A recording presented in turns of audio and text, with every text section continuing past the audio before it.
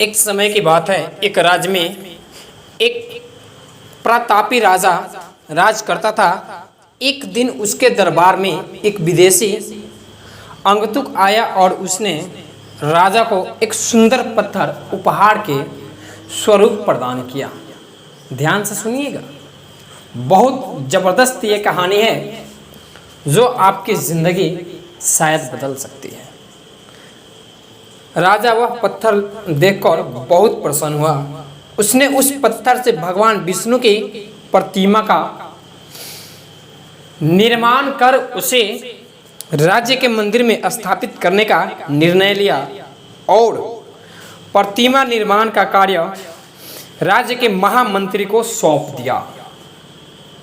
जो राज्य के महामंत्री होते हैं, राजा उसको यह काम सौंप दिया। महामंत्री गांव के सर्वश्रेष्ठ मूर्तिकार के पास गया और उसे वह मूर्ति बनाने के लिए पत्थर देते हुए बोला, महाराज, मंदिर में भगवान विष्णु की प्रतिमा स्थापित करना चाहते हैं। 7 दिवस के भीतर इस पत्थर से भगवान विष्णु की प्रतिमा तैयार कर राजमहल पहुंचा देना। इसके लिए तुम्हें बहुत कुछ उपहार मिलेंगे। वह यह बात सुनकर बहुत खुश हुआ। मूर्तिकार ने और महामंत्री के जाने के बाद प्रतिमा का निर्माण कार्य प्रारंभ करने के लिए उद्देश्य से अपने औजार निकाल लिए। अपने औजारों से उसने एक हथौड़ा लिया और पत्थर तोड़ने के लिए उस पर हथौड़े की वार करने लगा, किंतु पत्थर जस का तस रहा। मूर्तिकार ने हथौड़े के कई वार पत्थर पर किया, किंतु पत्थर नहीं टूटा। यहां तक नहीं, वह यहां तक कि 50 बार उस पत्थर पे अपना हथौड़े और छेनी की वार किया। इसके बावजूद वह पत्थर टस के टस रहे, यानी कि वह टूटा नहीं। तो उस मूर्तिकार ने उस पत्थर को झुलझुलाते हुए महामंत्री के पास गया और उस पत्थर को वापस कर दिया कि महाराज, यह कैसा पत्थर दिया हमको, इसका मूर्ति नहीं बन सकता है। तो महामंत्री ने बोला, क्यों? तो उस मूर्तिकार ने बताया, इस पे कई वार किए पर यह टस मस नहीं हो रहे हैं। तो देखिए, महामंत्री को उस पत्थर से मूर्ति बनाने की जो आदेश मिला है उसको पूरा करना था। फिर महामंत्री ने किसी गांव के साधारण मूर्तिकार को वह पत्थर दिया और उस मूर्तिकार ने एक हथौड़ा प्रहार किया तो वह पत्थर टूट गया। जब वह पत्थर टूट गया तो उस मूर्तिकार ने उस पत्थर से मूर्ति बनाने लगा।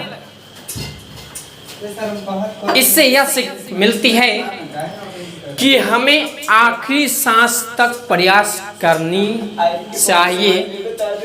किसे पता कि कब सफलता मिल जाएगी। कहीं जिंदगी में यह ना हो जाए कि जब आप कड़ी मेहनत करते हैं और जब आपको सफलता मिले तब उस कार्य को सफलता मिलने के कुछ ही क्षण पहले छोड़ दिए हो और आपको सफलता ना मिले। तो जितने भी लोग हैं अगर अपने कार्य को पूजा समझ के उसमें दिलो और दिमाग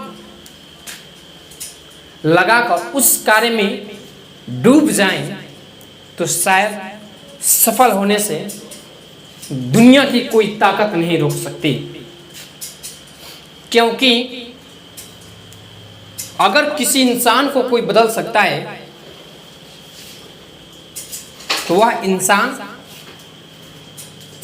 उस व्यक्ति को दर्पण के सामने ही दिखाई देता है। शायद आप समझ गए होंगे कि वह इंसान कौन है।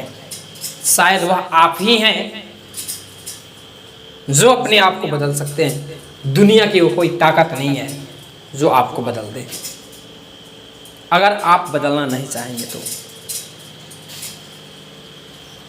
अभी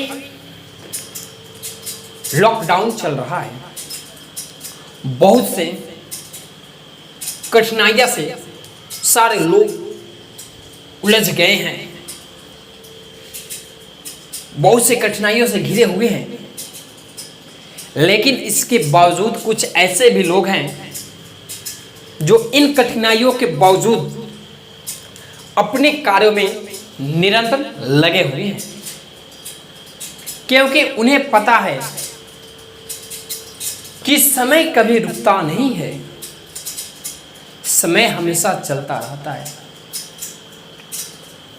शायद इसी सोच के साथ कुछ लोगों ने अपना प्रयास को कभी रोका नहीं और सफलता पाने के लिए उस कार्य में दिलो दिमाग लगाकर और सफलता की ओर छलांग लगा रहे हैं।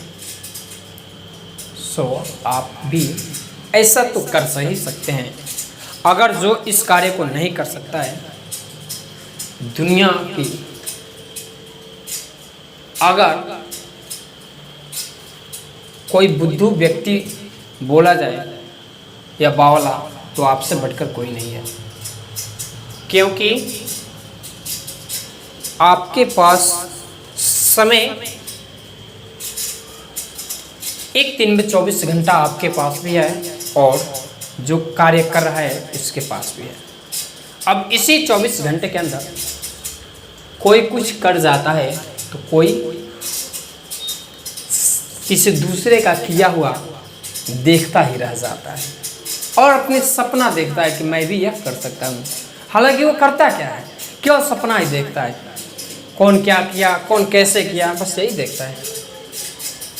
क्योंकि उसका यही लत है यार, उसका वही लत है कि कौन क्या किया, कैसे किया, वो वही देखता रहता है और जिंदगी भर वह वही देखेगा। क्योंकि वह खुद अपने ऊपर अपने से कुछ नया करने की कोशिश की ही नहीं। और पता है, जब जिंदगी में कुछ हासिल नहीं करता है तो बोलता है कि यह किस्मत की बात है यार, हमारी किस्मत में ऐसा नहीं था तो कहाँ से हमें सफलता मिलेगी। अरे बावले, किस्मत भी उन्हीं का साथ देता है जो जिंदगी में मेहनत करते हैं।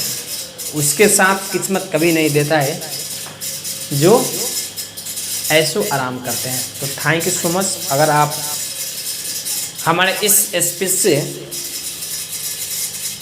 अगर